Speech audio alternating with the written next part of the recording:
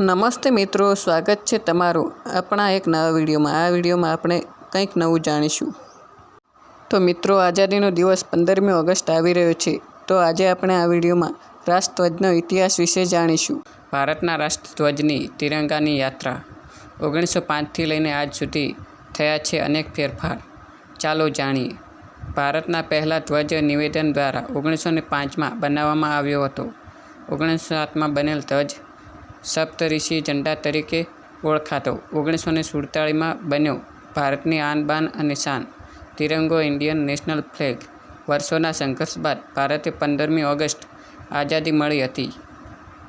ચાલો જાણીએ રાષ્ટ્રધ્વજના ઇતિહાસ વિશે. ભારતના રાષ્ટ્રધ્વજની સૌ પ્રથમ કલ્પના સ્વામી નિવેદાનંદના શિષ્ય સિસ્ટર નિવેદાનંદ દ્વારા 1905માં કરવામાં આવી હતી. ત્યારબાદ તેમાં ક્રમશઃ અનેક ફેરફાર કરવામાં આવ્યા અને ત્યારબાદ આપણો તિરંગો તૈયાર થયો. દેશભરમાં તેને માન્યતા આપી દેવામાં આવી. તો ચાલો આજે જાણીએ આપણા રાષ્ટ્રધ્વજ વિશે.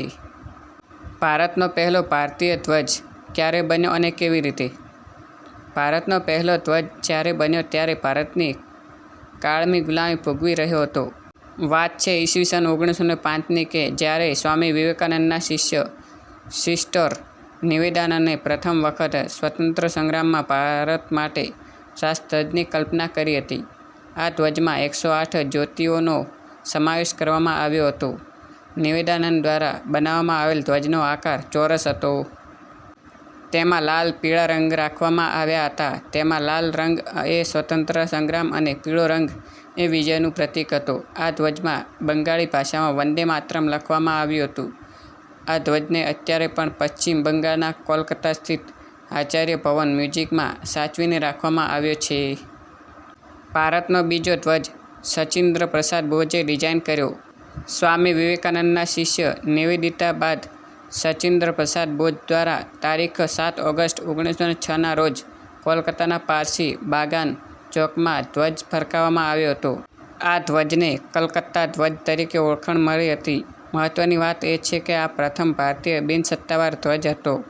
આ ધ્વજની વાત કરવામાં આવે તો તેમાં 3 આડી પટ્ટીઓ રાખવામાં આવી હતી, જેમાં લાલ અને પીળો રંગ રાખવામાં આવ્યો હતો. સૌથી ઉપરની પટ્ટીમાં બ્રિટિશ શાસિત ભારતના 8 પ્રાંતોનું પ્રતિનિધિત્વ કરતા 8 અર્ધ ખુલ્લા કમળના ફૂલો હતા અને નીચલી પટ્ટીમાં સૂર્ય અને ચંદ્ર અર્ધચંદ્રાકાર ચંદ્ર દર્શાવવામાં આવ્યો હતો. આ ધ્વજની મધ્યમાં વંદે માતરમ સૂત્ર લખવામાં આવ્યું હતું. 1907માં બનેલો ધ્વજ સપ્તઋષિ ઝંડા તરીકે ઓળખાયો. ભારતના દરેક લોકો જાણતા હશે કે વિશ્વની ધરતી પર પ્રથમ વખત જો કોઈ ભારતીય ધ્વજ ફરકાવ્યો હોય તો તે હતા મેડમ ભીખાઈજી કામા. તેમણે જર્મનીના સ્ટાટગાર્ટ ખાતે તારીખ 22 ઓગસ્ટ 1907માં આંતરરાષ્ટ્રીય સોશિયલિસ્ટ કોંગ્રેસના અધિવેશનમાં ભારતીય ધ્વજ લહેરાવ્યો હતો. આ ધ્વજને અત્યારે સપ્તઋષિ ઝંડા તરીકે ઓળખવામાં આવે છે. 1906 અને 1907ના ધ્વજમાં કોઈ વધારે ફેરફાર નહોતો.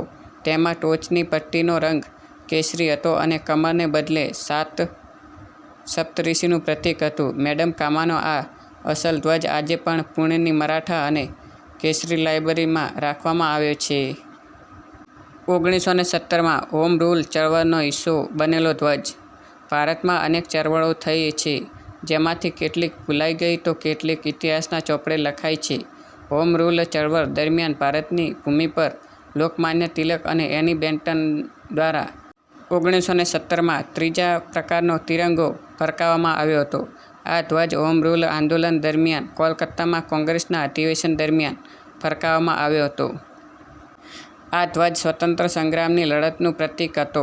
તેમાં 5 લાલ અને 4 લીલી એમ કુલ 8 પટ્ટીઓ રાખવામાં આવી હતી. ધ્વજના ઉપરના ડાબા ખૂણામાં યુનિયન જેક હતો. ઉપરના જમણા ખૂણામાં અર્ધચંદ્રાકાર ચંદ્ર અને તારાઓ હતા. બાકીના ધ્વજમાં સપ્તઋષિ રૂપમાં ગોઠવાયેલા 7 તારાઓ હતા. સ્વરાજ ધ્વજને 1931માં સત્તાવાર ધ્વજ તરીકે માન્યતા મળી. 1921માં બન્યો હતો સ્વરાજ ધ્વજ. ઈસવીસન 1921માં 5મા ક્રમમાં આંધ્રપ્રદેશના શ્રી પિંગલી વૈંકૈયા દ્વારા વિજાવાડા, જે હાલ વિજયવાડા તરીકે ઓળખાય છે, તે ખાતે ગાંધીની સૂચના અનુસાર સફેદ, લીલા અને લાલ રંગના પ્રથમ ચરખા ધ્વજ ડિઝાઇન કરવામાં આવ્યો. આ ધ્વજ સ્વરાજ ઝંડા તરીકે ઓળખવામાં આવે છે. અસલમાં આ ધ્વજમાં માત્ર 2 કલર હતા, પરંતુ ગાંધીજીના સૂચન અનુસાર સફેદ રંગ તેમાં ઉમેરવામાં આવ્યો હતો. ચરખો ત્યારે ભારતની આર્થિક ઉન્નતિનું પ્રતીક બન્યો હોવાથી મધ્યમાં ગાંધીજીના સ્પિનિંગ વ્હીલને સ્થાન આપવામાં આવ્યું હતું. આ ધ્વજ વર્તમાન ધ્વજના સ્વરૂપનો પૂર્વજ છે. ધ્વજના ઇતિહાસમાં 1931નું વર્ષ યાદગાર રહ્યું છે, કારણ કે આ વર્ષે તિરંગા ધ્વજને આપણા રાષ્ટ્રધ્વજ તરીકે અપનાવવાનો ઠરાવ પસાર કરવામાં આવ્યો હતો. નોંધનીય છે કે સ્વરાજ ધ્વજ ઝંડાને 1931માં સત્તાવાર ધ્વજ તરીકે માન્યતા મળી ગઈ હતી. 17 જુલાઈ 1947ના રોજ ધ્વજ સમિતિ દ્વારા મંજૂરી. 1947માં બન્યો ભારતની આન, બાન અને શાન તિરંગો. 1947માં ભારતને આઝાદી મળી હતી. બ્રિટન સરકાર દ્વારા ભારતની સ્વતંત્રતાની જાહેરાત પછી ભારતીય નેતાઓએ સ્વતંત્ર ભારત માટે રાષ્ટ્રધ્વજ ઇન્ડિયન નેશનલ ફ્લેગ ની જરૂરિયાતનો અહેસાસ થયો, જે માટે ધ્વજને અંકિત સ્વરૂપ આપવા માટે એક ધ્વજ સમિતિ રચના કરવામાં આવી હતી. સ્વતંત્ર ભારતના રાષ્ટ્રધ્વજની ડિઝાઇન તાત્કાલિક ICS ઓફિસર સુરૈયા બરુદ્દીન તૈયબજી દ્વારા રજૂ કરવામાં આવી હતી, જેને 17 જુલાઈ 1947ના રોજ ધ્વજ સમિતિ દ્વારા મંજૂરીની મહોર આપવામાં આવી હતી. 22 જુલાઈ 1947ના રોજ સમિતિની ભલામણ પર બંધારણ સભાએ સ્વતંત્ર ભારતના રાષ્ટ્રીય ધ્વજ તરીકે તિરંગાને અપનાવ્યો.